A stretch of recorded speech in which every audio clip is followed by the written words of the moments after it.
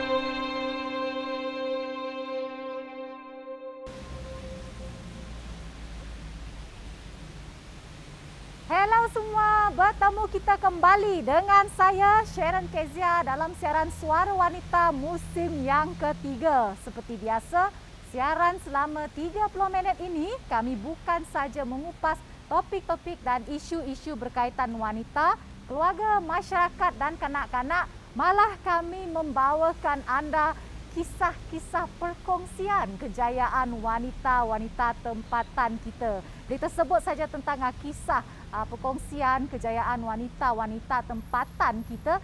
Wanita kini mampu dan juga berani untuk menceburi diri dalam bidang yang dipelopori oleh kaum lelaki.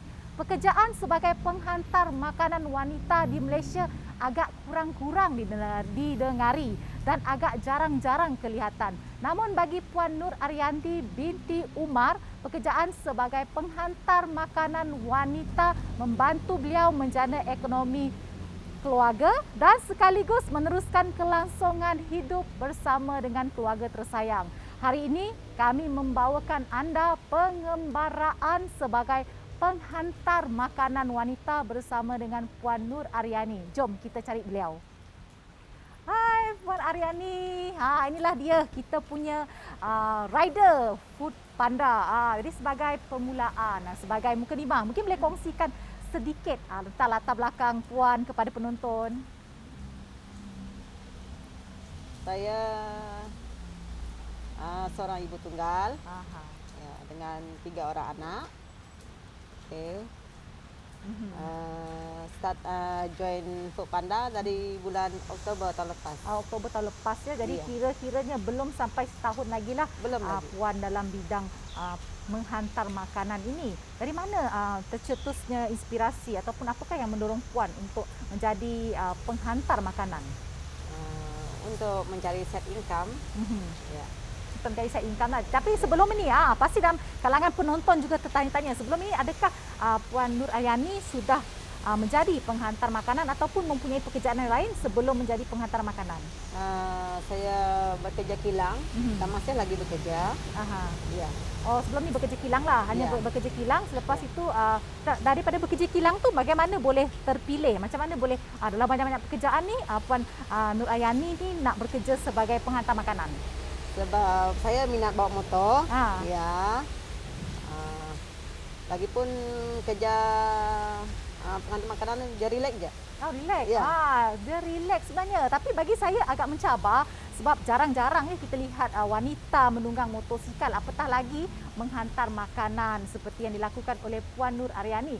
Selepas ini kita akan menyaksikan ataupun kita akan merasai sendiri pengembaraan bersama dengan Puan Nur Ariani untuk kita melihat sepanjang hari bagaimana pekerjaan dia, apakah cabaran-cabaran yang dia lalui. Semuanya dalam Suara Wanita.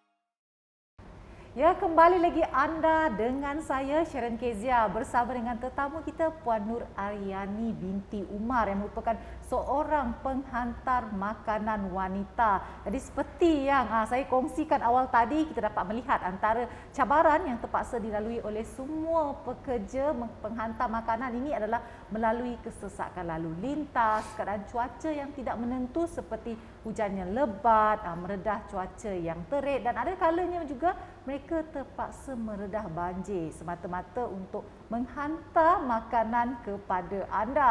Saya kira ramai juga dalam kalangan penonton kita ya, Puan Ariani tidak sabar untuk mendengar antara pengalaman Puan Ariani yang tidak dapat dilupakan sepanjang bekerja sebagai penghantar makanan. Menghantar makanan masuk area kampung-kampung. Area kampung-kampung? Ya, yang jalannya gelap, tak ada lampu jalan. Lepas tu yalah, sangat-sangat gelap. Jadi bagaimana Puan Ariani menghadapi situasi tersebut? Ialah merupakan seorang wanita kan, kena melalui jalan yang gelap itu, mengatasi perasaan takut tu. Terpaksa redah juga. Terpaksa redah juga. Untuk menghantar makanannya. Pernah tak mengalami keadaan situasi di mana ni banyak berlaku kepada saya dan juga saya kira dalam kalangan penonton juga, apabila kita menggunakan Waze ataupun menggunakan Maps lah, boleh tersesat pula ataupun alamat yang diberikan itu tersesat, kita tidak dapat mencari. Ataupun ada customer yang dia pin location tu salah. Ya. Jadi bagaimana Puan Ariani menghadapi situasi begitu? Berhubung lagi lah dengan customer, chat dia orang macam tu. Jadi berjaya lah menghantar makanan tersebut. Jadi bila kita cakap tentang lokasi, itu mungkin boleh kongsikan kepada penonton. Bagaimana sebenarnya prosedur, mungkin ada dalam kalangan penonton kita berminat untuk menjadi pekerja penghantar makanan ini di bawah syarikat Food Panda ni. Bagaimana syarat-syarat ataupun prosedur untuk menjadi seorang pekerja penghantar makanan? daftar diri, ada link dia. Link mungkin boleh kongsikan kepada penonton antara syarat-syaratnya. Seperti mungkin perlu memiliki lesen. Ya, lesen. Lepas tu road tag motosikal. Rasanya itu saja. Itu sajalah. Adakah tempoh motosikal itu ada tempoh kelayakannya? Mungkin tak ada. Untuk Foodpanda tak ada. Foodpanda tak adalah. Jadi asalkan dia punya road tag itu hidup. Ya. Puan Aryani sendiri mendaftarkan diri sebagai pekerja menghantar makanan dan terus dipilih untuk menjadi pekerja menghantar makanan di bawah syarikat Foodpanda. Ya, dengan taklimat dalam lebih kurang 2 jam kan, macam itulah. Jadi selama bergelar sebagai pekerja penghantar makanan ini, apakah bagi pengalaman Puan Aryani sendiri cabaran yang dihadapi? Cabarannya ketika hari hujan, map selalu hilang. Dan juga kadang-kadang pergi masuk kawasan perumahan, banyak anjing. Itulah betul. Itu saya setuju sebab saya pernah lihat ya di laman sosial itulah, di laman sosial pekerja yang menghantar makanan ini mereka dikejar anjing. Ada juga mereka menghadapi situasi apabila berlakunya kemalangan. Macam Puan Aryani ni pernah tak mengalami kecederaan ataupun kemalangan? Setakat ni tak ada. Saya sempat mengelak kereta. Ya, hampir-hampir. Mungkin ada dalam kalangan penonton kita ingin tahu sebenarnya bagaimana pembayaran dilakukan. Maksud saya bagaimana Puan Aryani menjana pendapatan daripada syarikat Foodpanda ini? Foodpanda akan terima gaji setiap minggu. Dihitung dari hari Isnin sampai hari Minggu. So gaji akan dibagi pada hari Rabu. Macam tu. Jadi kiraannya gaji itu dibayar pada dalam setiap minggu lah. Iya, minggu. Jadi itu memudahkan dan juga menyenangkan pekerja Foodpanda itu sendiri untuk menjana pendapatan. Jadi untuk pengetahuan anda semua, Puan Aryani ini merupakan seorang ibu tunggal kepada 3 orang cahaya mata, ya, betul ya? 3 orang cahaya mata. Jadi bagaimana Puan Aryani sebagai seorang ibu yang mengalas tanggungjawab sebagai seorang ibu dan bapa dalam masa yang sama membesarkan anak, membahagikan masa di antara keluarga dan juga bekerja? Saya disiplinkan diri saya. Ya, time waktu bekerja, saya bekerja. Ada waktu untuk saya luangkan masa dengan anak-anak, saya memang akan pergi jalan macam itu. Ya. Dan untuk pengetahuan penonton juga, Puan Aryani ini memiliki seorang cucu. Ya, betul ya? cucu. Tapi tak nampak ya macam seorang nenek lah, saya boleh katakan nenek muda. Nenek rock masih nampak cantik, masih nampak sega. Jadi Puan Aryani mungkin juga ada dalam kalangan penonton kita, khususnya yang terdiri daripada wanita ini, khuatir untuk menjadi pekerja menghantar makanan ini. Ada saranan tak ataupun nasihat kepada mereka? Saya pun dalam Foodpanda ni ada juga kawan perempuan yang jadi Foodpanda. So setakat ni dia punya income tu agak lumayan jugalah. Sebenarnya selepas ni kita akan ketahui bagaimana Puan Aryani melakukan proses menerima tempahan makanan dan seterusnya menghantar makanan tersebut ke destinasi yang ditetapkan, semuanya dalam Suara Wanita.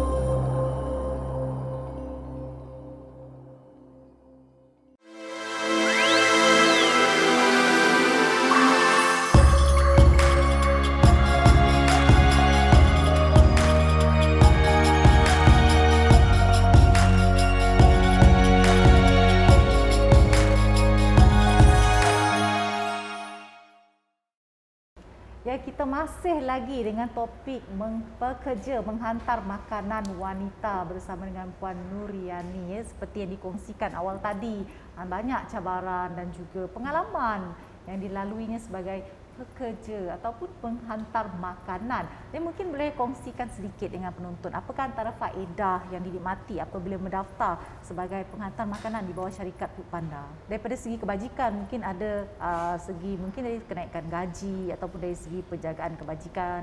Kenaikan gaji tergantung kepada level. Foodpandanya ada labelnya. Semakin rajin anda bekerja, semakin tinggi level.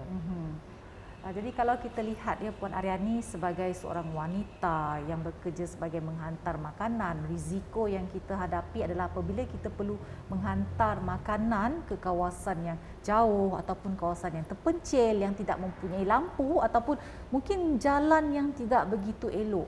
Jadi bagaimana Puan Aryani menghadapi situasi itu untuk mengelakkan Puan Aryani daripada berada dalam keadaan yang boleh menjejaskan ataupun boleh mengancam keselamatan Puan Aryani sebagai penghantar makanan wanita? Boleh-bolehnya cari jalan yang ada rumah orang lah macam. Jadi selain daripada itu, biasanya saya terpaksa redah juga seorang diri. Ya. Terpaksa meredah jugalah seorang Ya. diri. Jadi setakat ini syukurlah ya tiada berlaku apa-apa yang setakat tidak ini tak ada. diinginilah. Jadi Ya. waktu Puan Aryani bekerja bagaimana pula operasi waktu Puan Aryani bekerja? Biasanya saya ambil shift dari pukul 8 pagi sampai pukul 10 malam. 8 pagi sampai 10 malam 10 sajalah. malam. Ada zon kawasan? Dan kawasan tu biasanya saya ambil Kuching West. Ya. Kadang-kadang ambil Kuching pun ada juga. Jadi dia ada zon-zon yang tertentu lah ada zon yang tertentu. telah ditetapkan oleh pihak Foodpanda itu sendiri. Tapi bila kita bercakap tentang rider ataupun penghantar makanan ini, sudah pastinya kenderaan utama yang digunakan adalah motosikal. Bagaimana dengan Puan Aryani sendiri, untuk apakah langkah ataupun tips yang Puan Aryani amalkan dalam memastikan kenderaan Puan Aryani iaitu motosikal sentiasa berada dalam keadaan yang baik, sentiasa berada dalam keadaan yang elok? Ya, sentiasa servis lah. Setiap 2 minggu satu kali saya tukar dia punya minyak hitam. Dan juga barang-barang lain lah dekat motor ya. Biasanya dia punya rantai. Jadi menghantar ke kedai atau dilakukan sendiri? Biasanya saya kadang-kadang ada juga kawan Foodpanda yang lain akan tolong membantu aturkan lah. dia. Itulah dia inilah yang kita nak lihat dia walaupun berlainan jantina tetapi rakan Puan Aryani sendiri membantu beliau untuk memastikan ataupun melakukan servis asas ke atas motosikal tersebut. Jadi kalau sekiranya Puan Aryani ada wanita yang berminat untuk menjadi rider tetapi mereka tidak mempunyai lesen motosikal dan juga tidak memiliki motosikal, mulakan dengan walker ataupun dengan basikal. Ya. Tapi kita nak tahu juga apakah perasaan Puan Aryani dalam menjadikan kerjaya sebagai penghantar makanan. Saya rasa happy lah. Kerja Foodpanda ni kerja santai sebenarnya. Tak ada stres pun. Just ambil order, hantar. Itu je. Jadi lagipun kita dapat tolong orang kan. Hantar makanan, mana tahu orang tu tak ada kenderaan ke. Macam itulah. Tadi bercakap tentang penghantaran makanan ni pernah tak melalui? Saya kira mesti pernah punyalah pelanggan cancel order last minute. Saya setakat ni saya tak pernah kenal lagi. Ya. Jadi apakah yang akan berlaku kepada rider tersebut sekiranya pelanggan membatalkan tempahan makanan? Dalam Foodpanda kami orang ada app untuk kami orang call kami orang punya dispatcher. Kena call dululah. Boleh cancel suka hati. Jadi tidak ada sebarang tindakan dikenakan ke atas pelanggan ataupun ke atas rider tersebut. Ya. Itulah yang kita kira win-win situation lah, di mana tindakan-tindakan dikenakan. Tapi mungkin juga ada dalam kalangan penonton ini yang tertanya-tanya berkenaan dengan tempahan makanan ini. Sekiranya ni saya tanya ni berdasarkan pengalaman saya sendirilah. Sekiranya makanan itu telah ditempah dan pembayaran telah dilakukan atas talian tetapi rider tidak menjumpai destinasi ataupun lokasi pelanggan tersebut, bagaimana untuk mengatasi situasi ini?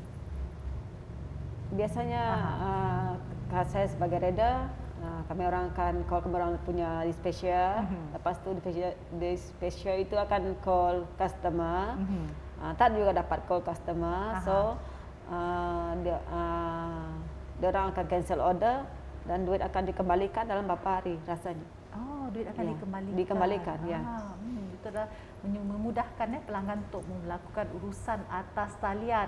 Kita ucapkan ribuan terima kasih kepada Puan Nur Aryani binti Umar di atas perkongsian beliau sebagai pekerja menghantar makanan wanita. Satu pekerjaan yang jarang-jarang kita dengar dan kurang-kurang kita dengar dalam kalangan wanita. Hakikatnya ada, cuma bilangannya masih kurang. Selepas ini kita akan ketahui bagaimana Puan Aryani melakukan proses menerima tempahan dan seterusnya menghantar tempahan ke destinasi yang telah ditetapkan. Jadi kepada anda semua terus kekal setia bersama saya Sharon Kezia pada setiap hari Selasa pukul 9.30 pagi hanya di TVS saluran 122 Astro dan MyTV. Sehingga kita bertemu lagi, saya Sharon Kezia hanya dalam siaran Suara Wanita menginspirasikan duniamu. Bye bye.